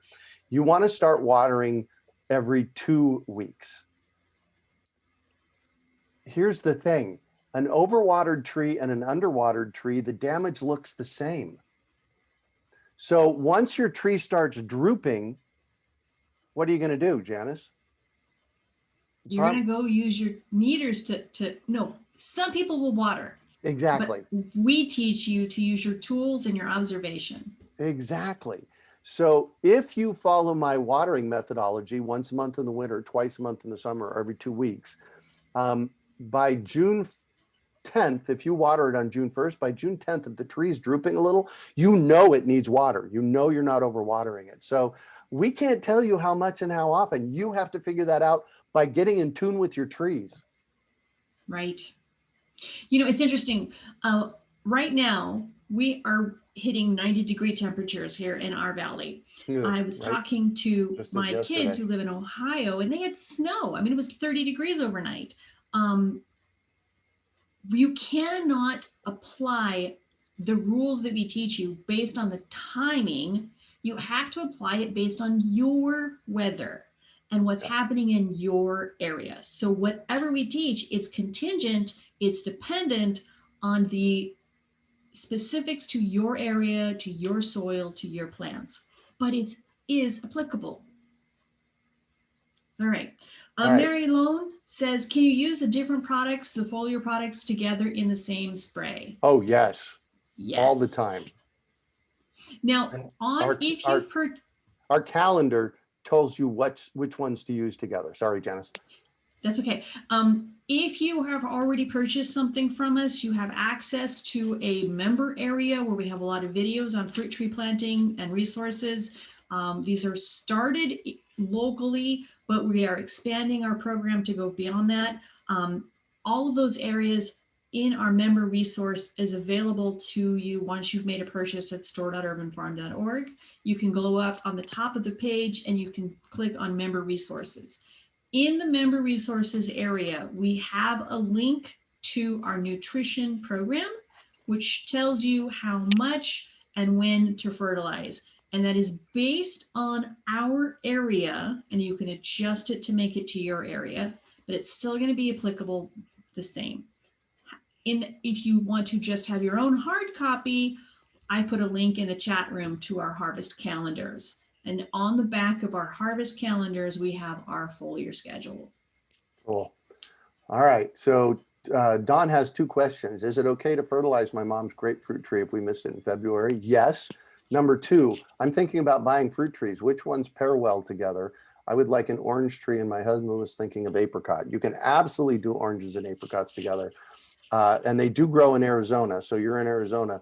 Our fruit tree program, we do monthly classes, and starting in the fall, we do weekly classes on planting, fertilizing, extreme tree care, all kinds of stuff. At this point in Arizona, you do not want to be planting fruit trees. It is too hot. They will go into shock and have to live through the summer and likely not make it. We bring in citrus exactly when they're supposed to be planted. So your citrus trees get purchased in September for planting in October. And we bring in deciduous trees. By the way, we've already placed our order for next year's deciduous trees that arrive in January. So you actually pick up your deciduous trees, peaches, apricots, plums, apples, that kind of stuff, from us in January for planting in January. And here's the exciting one that we had.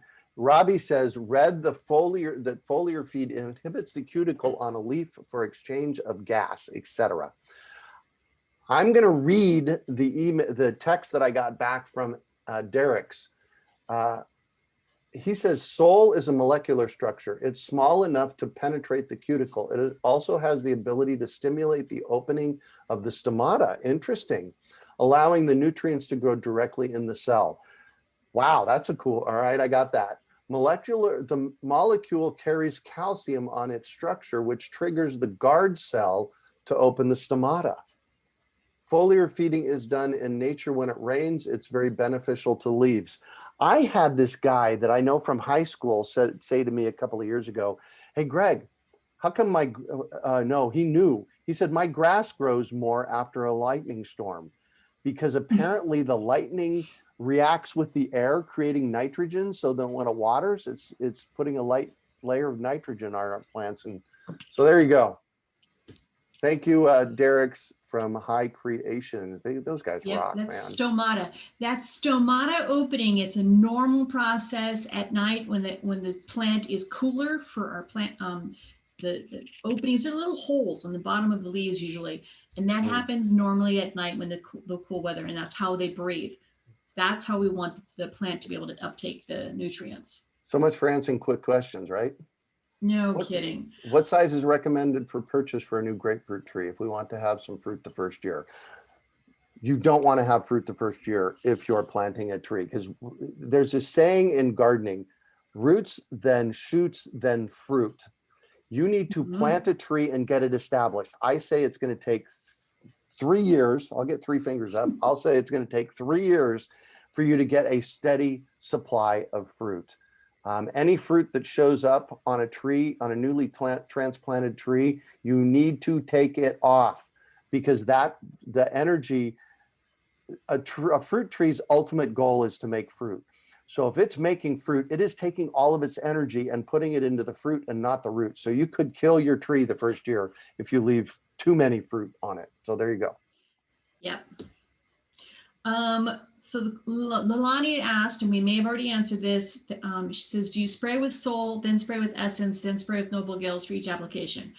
Well, if you look on the back of our nutrition program, it'll tell you which ones to use at what time of the year. But what you do is you have a 1 to 2 gallon jug, and you're going to put the water in. You're going to put your ounce of Noble Gills, you put your ounce of Essence, you put them together, or Sol and Essence, or whichever combination that is. Mix it in the same water and then spray together. So it's one application of whatever combination we're using. Cool. So there's several questions here where to store it. I store it inside the foliar feeds, inside, especially during the summer, away from the heat. The excessive heat that we have here has a tendency to break down everything. You know, I did talk to the guys. The guys said over at High Creation that you can put it in the refrigerator to extend the life of this. However, if you have more than 4 or 5 fruit trees, 4 or 5 places that you're, areas that you're going to be spraying, you're going to use it up. Yeah. So, you'll use it faster than you need to do to store it. When you jump in and look at the order, it's like $120 for all 4.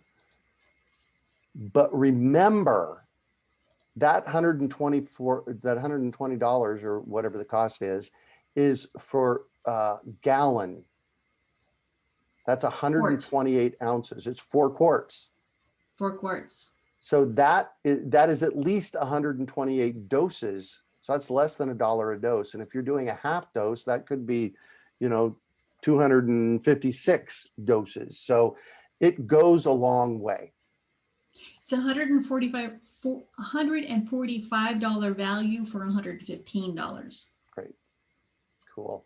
Stephen wants to know, when using the foliar feed, do you use the cap to measure? I use the cap to measure, and I put 4 caps per ounce as a general rule. Remember, this isn't an exact science in our world. In Derek's and Anthony's world, it might be an exact science. For us, it's not. They're chemists, so yeah. Right. So if if you have a 2-gallon sprayer and you put 8 caps in there, and 8 caps is 2.5 ounces, that's okay. Because remember, you're using an ounce per gallon. So that's all good. You want to talk a little bit about using heart to pre-treat? We've got a couple of questions on that. How do I do that? Do I spray the hole, put it in a bucket of water, fill the hole?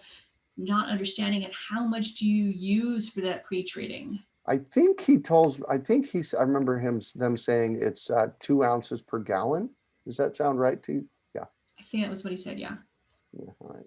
You can always go back and watch the video. Now, how to do that? Just put the 2 ounces in a big 5-gallon bucket of water and pour that big 5-gallon bucket of water into the hole for pre-treating before planting. Denver wants to know, I have a black satin blackberry bush in a 4x4 raised bed. I want to mulch around it. How do I mulch and stay away from the base due to the closeness of the roots? Well, the good news is the blackberries actually thrive in the mulch. So having the mulch up against the trunk of the blueberries is not a problem. And, put as much as you can in as you can. Oh, my black satin's so happy right now. Yeah. Diana says, if tree feeder roots go up into the woody mulch, then should I not remove the mulch when I apply the granular and drench fertilizer? Well, no, you should remove the mulch, but you don't need to move the whole thing. Just go into one little section about, baseball size, pull back that much, go down 4 or 5 inches deep, put it in, and then you're going to water. That'll spread it out into your soil. Granular and drench. The goal of the fertilizer is to get it down into the low roots. The feeder roots that are coming up in the mulch, they're focusing on something else. Mary Jo wants somebody wants to know the physical address of the store. Remember, that's Tris. Remember, our store is only open about 20 days a year. This is a warehouse on the corner of 7th Street and Meadowbrook. The actual physical address is 4549 North 7th Street in Phoenix, 85014. Any order that you place has that address on the bottom of the order as well. Exactly. Okay, we got about 26 questions. Let's hurry this up. You need to actually clear some. I can't clear them because you've got them open. I think I've been doing that. Nutrient composition, it would be, what is NPK? NPK is nitrogen, phosphorus, and potassium. Thank you. I don't know why my brain doesn't want to remember that. Do new trees need to be staked? It depends. If they can stand up on their own, they don't need to be staked. If they can't, then they need to be staked. But what I generally recommend people doing is pruning the tree so it can stand up on its own. And sometimes that's pretty drastic. Yeah. Dawn says, thank you both. The Saturday session was super informative. Thank you, Dawn. All right, it is 11:18 and we're still going. For those of you who want to hang out, we still got some questions to answer. Evan says, should we water first and then put in fertilizer on the wet soil, or should we put fertilizer in first and then water? And should it go under wood chips if we have 6 inches of it, or under the dirt that is under the wood chips? Yes, under the woody mulch. is Under best. the woody mulch, into the soil, and then you water. Perfect. Tony wants to know the best watering system for grapes and berry bushes. What we've talked about. Everything we're talking about, yeah. Do it the same way. Yep. Stacy asked the question about watering the soil before and after fertilization. You know, if you want to wet it a little bit, it might be a little bit easier to dig. If you wet it a little bit before, it might be a little bit easier to get in. So, but yes, coordinating your fertilization with your watering is really good. And that will probably help if you have the dogs. I know that there was somebody else, I think it was Kathy, who was commenting that when she fertilizes, her puppies are digging in. Oh, yes. If you have a problem with puppies digging into your soil, then what you should do is spread your fertilizer into smaller sections and give it a really good deep watering to allow that fertilizer to go in. Your puppies at this point may have been trained to keep looking for it, and you're going to have to just untrain them. What I do is I actually put up a little fence around the basin because I have one of my favorite trees in with the chickens. Their chickens are constant diggers. So I put a little fence around my, at the drip line of my Drovita orange tree. Patrick wants to know, what is the water frequency recommended for tropicals like loquats and guavas?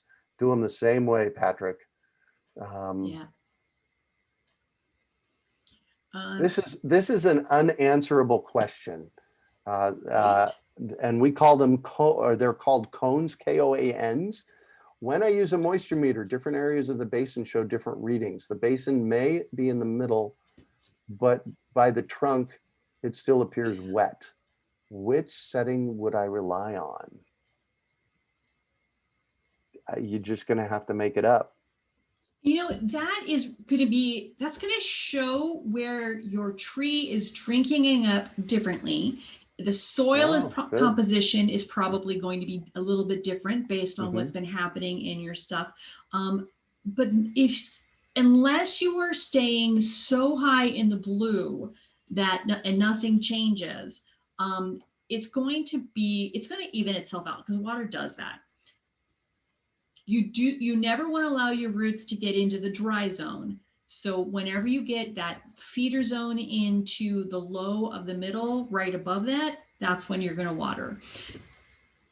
What that does is it allows the moisture level to rise and fall in appropriate levels and allow the bioorganisms times to drink and breathe alternatively. And what you can do is continue to add compost or organic material into the soil. That will eventually even it out and allow it to be getting better results. And you're not watering the center. You don't need to water the trunk. You need to water the feeder roots near the outside. Basin. All right, we got a couple of fertilizing questions here. Patricia says, different foliar feed schedule for fig trees? Nope. It's the same. And then Lucy Chen wants to know black sapotes persimmons. Nope, it's the same. Thomas wants to know what kinds of wood should not be included in wood chips. I use anything that I can get. I wouldn't buy cedar.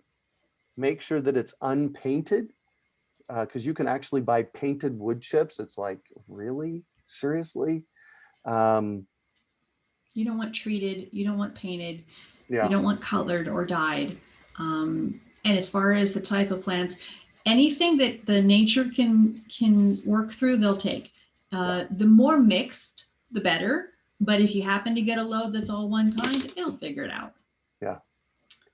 Mary Jo says, do you need to add additional compost or not? Looking at that one, you can, I believe, in the desert, if you're in the desert, you can't have too much compost. Now, I interviewed a guy about 6 months ago on the podcast that said you can have too much compost, but I think that would be really, really, really, really, really, really hard to do in the low desert. See, for those of you who aren't here, if you imagine this huge bowl that has been sun-baked for the longest time, that's what we have here in the low desert. There are pockets of our valley that have been used as orchards for a long time, and they do really well. But most of the life in our soil has been baked out, and it's dry, it's dead, and we need consistent replenishing of compost and organic material to help alleviate the system, the cycle that we've created in our soil. Yeah, the heat burns up the organic matter It does. amazingly. And your trees and your plants are eating this. They are taking the nutrients and the life that are put in that soil. They're using that to survive. Mhm. So this is not put it in and you're good for the rest of your life. You need to replenish it. Shaylee, fruit trees are container friendly. It depends where you live. The bigger the container, the better. And you need to shade that fruit tree pot 100% of the time. Otherwise it can cook, and then the watering is way different. So, we should do a class in the fall on growing fruit trees in containers. Maybe we can get Kari to do that. Yeah. We don't recommend Thanks, it, Carrie. but yeah. Carrie says, Janice is on fire today. We do not. Kyle, Yeah, we do not. Kyle asks if we ship bioflora crumbles. Kyle, we're not really set up at this point. We are, well, actually what we are 100% of the time, all year round is we are an education organization. That's our primary focus. Our pop-up general store and our online general store has grown from what we've been doing, but it's been mostly local, and we're starting to ship the small things. We're just not set up for shipping. That's not our focus. So yeah. Miracle Grow Organic Fertilizer has 11 as the first number for nitrogen. You wanted to answer that, Greg? Yeah, I'd have to see it. But quite honestly, if you're using Miracle Grow, I'd stop. I'd find some kind of Dr. Earth, some kind of organic fertilizer that's a company specifically dedicated to organic fertilizer. We have tanks here in Arizona, and we have Global Organics, which puts out our bioflora crumbles. So yeah, there you go on that one. We are coming down the home stretch, man. There are 10 left. Yes, Joy, the class is being recorded as we speak. And I'll be posting it a little later today on YouTube. Jill says, is it necessary to order products ahead of time online? We would rather have you order ahead of time online if you can, and there'll be some spaces for people to slide in because we have this whole scheduling methodology. So it's best if you can, that way because we know we have 80 bags of bioflora crumbles coming in, and once they're gone for next weekend. So just for a myriad of reasons, it's better to order online. If you want to take your chances and come down and visit with us next Saturday, yay. Perla says, yes, please. I'm not sure what that means. Mary Jo says, when you fertilize, do you always add all components, azomite, worm castings, and mycorrhiza? It's probably misspelled. Yes, misspelled, but that's okay. We all do it. We just shortened that to myco for easily.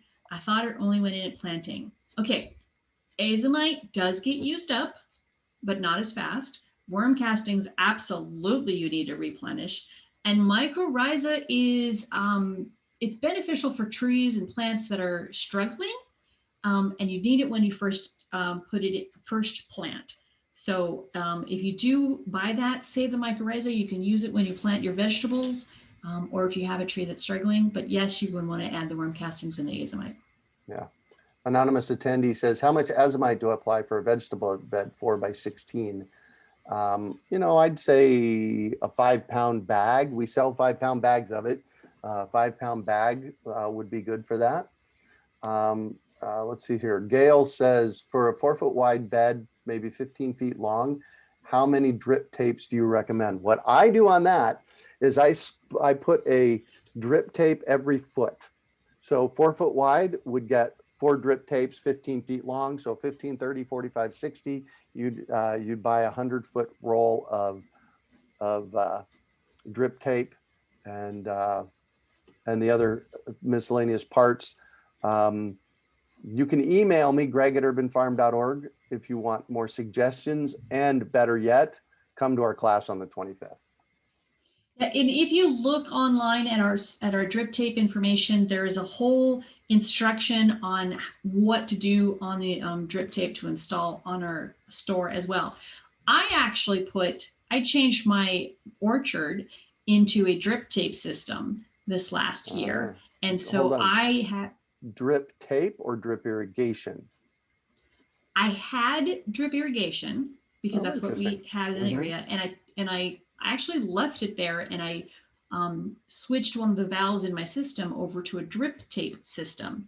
So I have one valve that comes out to one polytube, and then I have like 7 lines of drip tape that are going out from the short end of my yard across the length of my orchard. That's curious.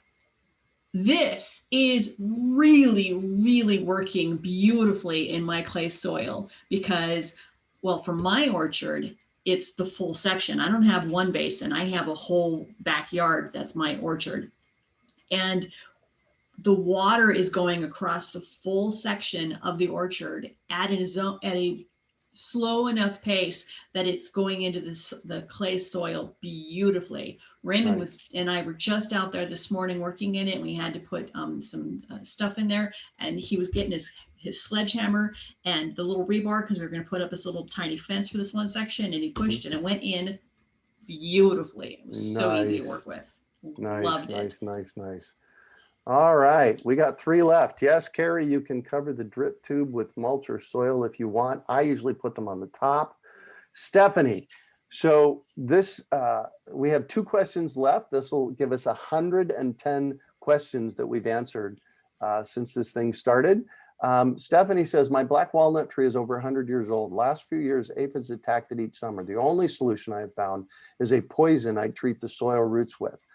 I'm not sure why a poison on the soil roots would be affecting the aphids unless the tree is taking up and killing the aphids. But here's the thing, you're also killing the soil biology, which weakens the tree and so on and so on. Stop using chemicals. We need to stop using chemicals. Build the soil around the base of the tree. Honestly, the foliar feeds will help combat the aphids as well. Sucking bugs suck on trees and plants that aren't healthy. I'm gonna hold on. I'm gonna say that again. You need to get this. Sucking bugs, which include aphids, suck on trees and plants that aren't healthy. By throwing chemicals at them, you're making them less healthy and throwing them into a downward spiral where they're dying. The healthier the tree, the less bug damage you're going to get. I have seen it over and over and over and over again. So foliar feeding will help. Stop the chemicals, woody mulch basin around the base of the tree, like that. Yes, Janice. 2 other things. This is a situation where some additional mycorrhiza can help because you have been treating your roots with the poison, which was the only solution that was given to you at the time. Now you need to establish a healthy ecosystem, and using some mycorrhiza around the roots will help that. And you can do some research and find ways to have maybe some plants that attract aphids, that the aphids will go to those plants instead of your tree, like dill or stuff like that.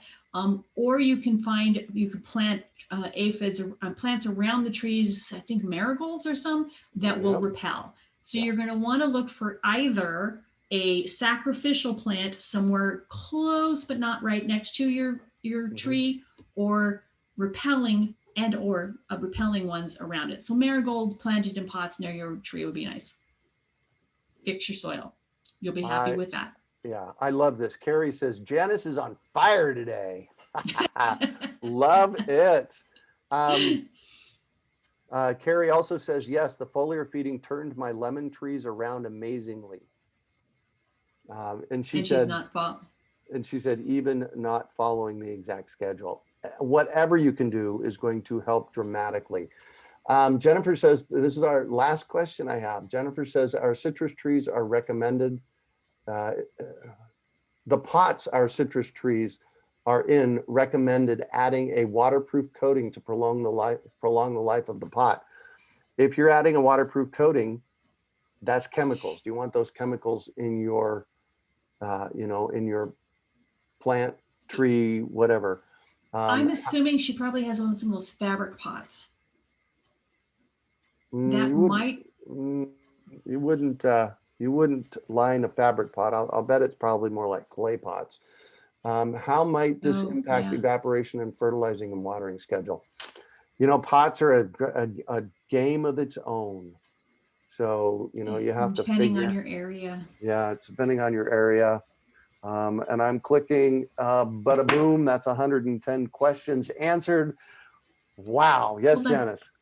Carolyn says, I live in Ohio. Can you leave the drip tape on the ground year round? Will it survive freeze and thaw cycles? Very good question. That was a question that somebody asked me a few weeks ago. The nice thing about drip tape is that it lays flat and empties. So there's not water in it to freeze and break it. I did check with Scott Murray, my farmer expert that uses drip tape. And he says that is in colder areas, it should not be a problem. How often do you put amendments on trees or vegetables? Well, the amendment cycle is our nutritional schedule. If you wanted to put azomite and worm castings in your vegetable garden, you can put those on at the beginning of your vegetable planting session. And then depending on how long you do, you probably replenish that every season. Cool. I'm trying to scroll through the chat, make sure we got everybody. We're getting some thank yous. There's our foliar feed. Here's our available items that can be shipped. Oh, you know what? One thing we didn't talk about, Janice. What? Is our really? Oh, there's lots of things, but is our oh yeah, chlorine filter. It's the first thing that comes up on things that can be shipped. 5 components of healthy soils. Repeat it with me. Dirt, airspace, water, organic matter, and everything that's alive in the soil. Chlorine kills soil life. So for watering your trees and plants, you want to take out the chlorine. This is a spigot ready, faucet ready one that we sell, and then you just change out the cartridge every year. It works really well. I highly suggest that you put a whole house water system on your house or for cleaning the chlorine out. So, oh, Miss Janice, I'm about done. I want to go see what happened in my yard while we were working here. Oh yeah, Raymond was there working on your yard. And oh my gosh, everybody out there, while I do this last one spiel here, Janice, it's going to take me all of about 30 seconds. Grab the Great American Seed Up site. So we actually are going to look at renting a space for our Great American Seed Up business. The Great American Seed Up is an event that Bill and Belle and Kari and Janice and I started 7 years ago to super energize your local seed economy with GMO-free, open pollinated seeds. We now have a product that we ship. It is called Seed Up in a Box. And the business has gotten big enough that we actually have to rent a space for it. So I know, right? That's amazing. So check out greatamericanseedup.org. We will have our next Seed Up Saturday educational event, an education event just like this on May 24th. I think it's May 24th. It should be on our schedule already, right, Janice? May 22nd. And 22nd. We have a request. We are trying to build our presence. So if you wouldn't mind dropping over to Google and looking up Urban Farm U and giving us a rating, we would really appreciate it. It helps us have our presence a little bit bigger, so a little stronger. We doing what we can, and we appreciate your feedback. Yeah. Let's see here. I think I'm just going to see if I can grab this. Urban Farm U, is it letting me? Urban Farm U. There you go. Review what we do. Here's the link Thank for you. that. Dina says she always learns something new. Excellent. And Andrew says, please offer an all organic seed box. Andrew, if we were going to offer an all organic seed box, there would be about 6 varieties of seeds in there, maybe 8 or 10.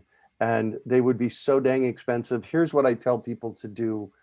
Buy the seeds, grow them out, save the seeds, then you will have your own organic seeds. That's really what we teach at Great American Seed Up, is to buy seeds, grow them out, save them. Now you're your supplier of seeds, not us. Yes, Janice.